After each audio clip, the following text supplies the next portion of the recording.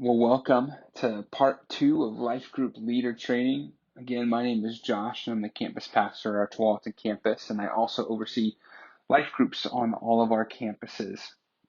And today we're going to be talking about just how life groups are one of the strategies that we use at Horizon to accomplish the mission of Horizon, to encourage people to follow Jesus with their whole heart. And today we're going to just look at life groups. And so let's just define life groups real quick. Life groups are a community pursuing an authentic and life-changing relationship with Jesus Christ while encouraging each other to follow Jesus with their whole heart.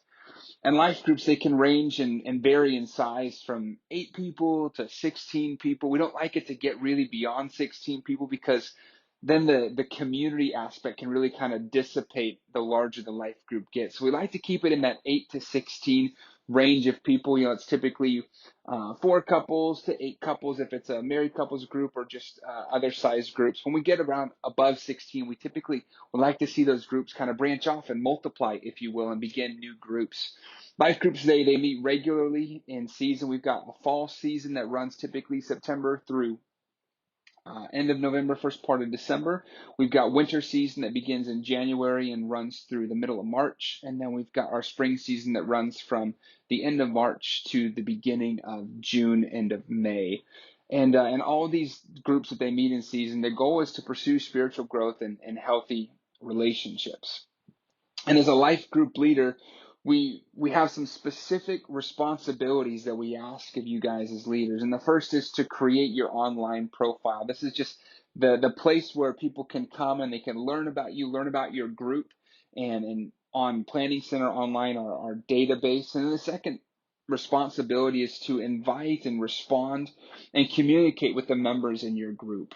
And then thirdly, to schedule opportunities to serve your community, and we'll cover that a little bit later.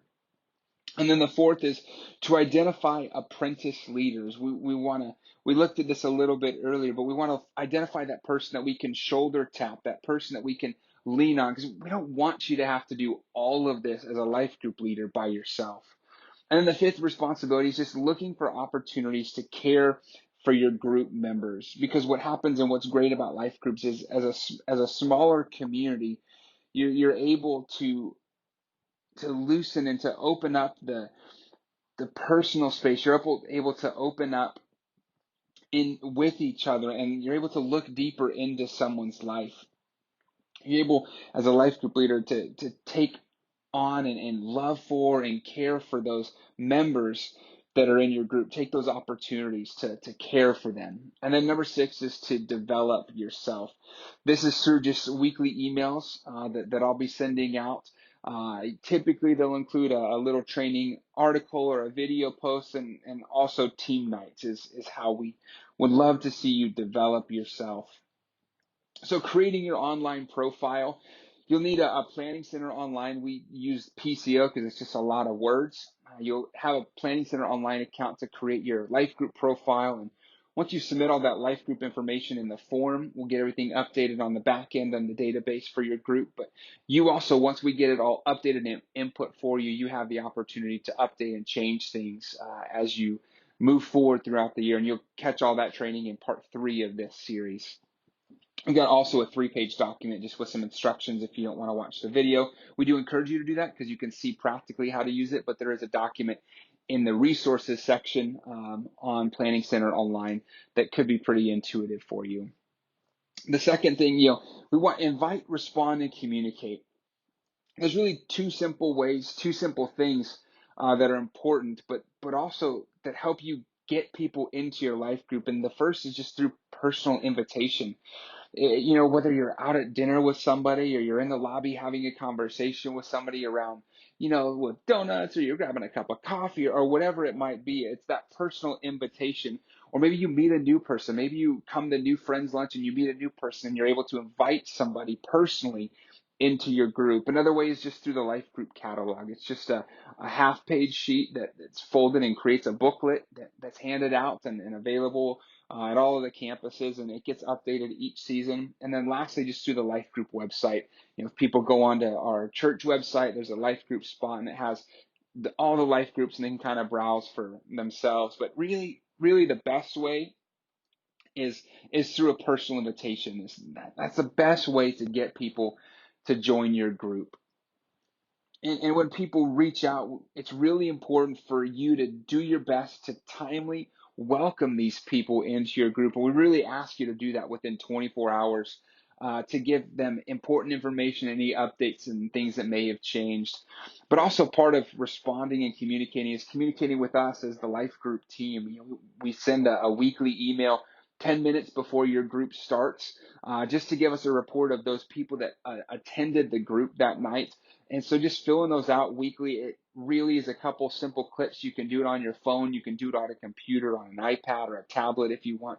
And it just takes a couple minutes, but it's really helpful and insightful for us as the life group team. And then schedule opportunities to serve. Life groups are where we connect in relationship. They're where we grow spiritually, but it's also an opportunity for us to serve locally. God, He's placed us in our communities and our neighborhoods to display His love and His justice and His mercy. So we want to do that. We want to show God's love to people, and in partnership with these local service projects. Ideally, we'd love to see every life group serve at least once in their community every season. Just because we believe that God asks us to go and be His hands and His feet. So we would love to see people to get out and to serve and to do those things. We've got many needs all around us. And one of the things that we've provided for you as leaders in the resource section in Planning Center Online, there's a page and a document that's just got some ideas maybe and some suggestions for you to find that local service project that you and your group can do to be the hands and feet of Jesus. And then identifying an apprentice. We talked a little bit about this in training part 1. But we want you to recognize the need and value in sharing your leadership responsibility. And then identify that individual that could be a potential leader with encouragement, identify them with support. And again, we don't want you to feel like you have to do this all by yourself. We don't want you to feel like it's all up to you. And so that's why having an apprentice leader, it helps take some of the burden, take some of the load off for you. And then ask them to lead with you. Give them an opportunity. Do that circle there, that box, if you will, that wheel of, I do, you watch. I do, we talk. You do, we talk. You do, I watch. And just give them the opportunity to learn and to grow underneath you. And then continue to develop the relationship and the role. And then don't stop there. We also want you to look for opportunities to care for your group, to care for others. In the leader's job description, which is in the resource tab on Planning Center Online, there's a care guide of what it means to care for your group. There's this acronym for care. And so go ahead and check that out when you get into Planning Center Online. Look for opportunities to care for them by following the golden rule. It's just so simple to do that. It's just really a great rule for us in life to follow. And if you're not familiar with the golden rule, it's do unto others as you would have them do unto you. And basically, it just means treat people how you want to be treated. And that means, timely updates. It means sharing exciting news with people. It means letting people know that you're praying for them that are in your group. It's just treating people the way that you want to be treated. Now, if you run into a situation that there's a little bit maybe more than you can handle, we want you to know that you can reach out to us. We want you to feel supported, and we want to be able to care for you. And so if you've got a little bit outside of your bounds, your comfort zones, feel free to always reach out to us at lifegroups@horizoncommunity.church.